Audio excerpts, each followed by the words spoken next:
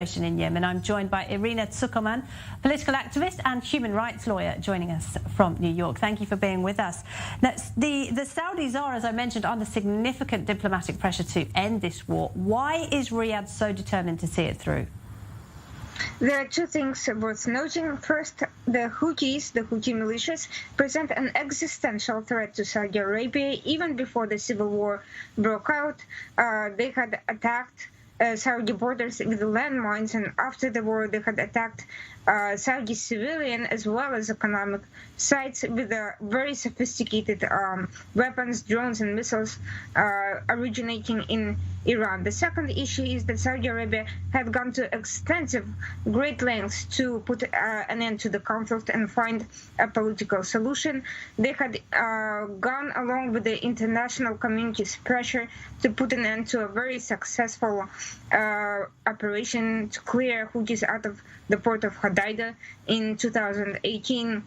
Following the Stockholm Agreement that was supposed to liberate the port, the Houthis failed to abide by the terms of the agreement, and they have failed to adhere to any ceasefire agreements from then on. They had continued attacks on civilians both in Saudi Arabia and in Yemen, and continued their march and the attacks on the Arab coalition-held areas and had refused any sort of political solution from the U.S., from the international community, from the Saudis' own outreach efforts.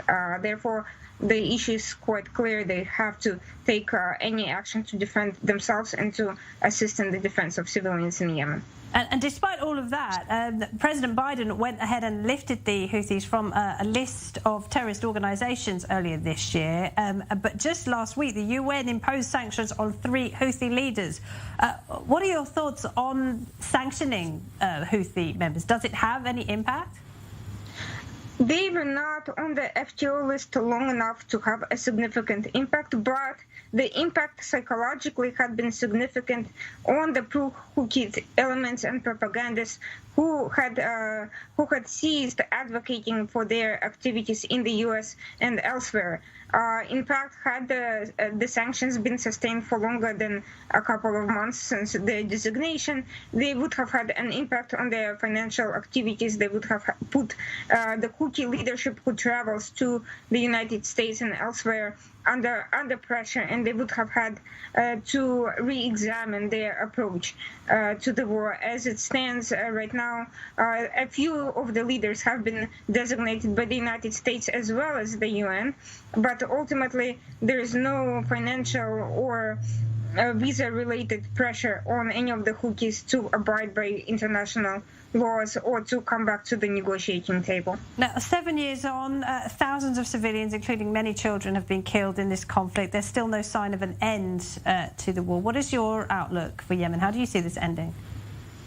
Unfortunately, until Iran is forced to withdraw its military and political support from the Houthis, there is no end to their aggression. They have no incentive to cease attacks or to cease their activity. They have control over significant portions of the population. International organizations are forced to cooperate with them. Humanitarian aid gets diverted and sold off elsewhere, and there is no repercussions for this activity until Houthis are under some sort of international pressure, and until they suffer significant consequences for their actions. So long as they feel they're in a position of power, they have no incentive to stop doing any of the damaging activities they're doing, spreading propaganda, indoctrinating generations of young Yemenis, or recruiting child soldiers, or using them as human shields during conflict. Irina Tsukoman, thank you.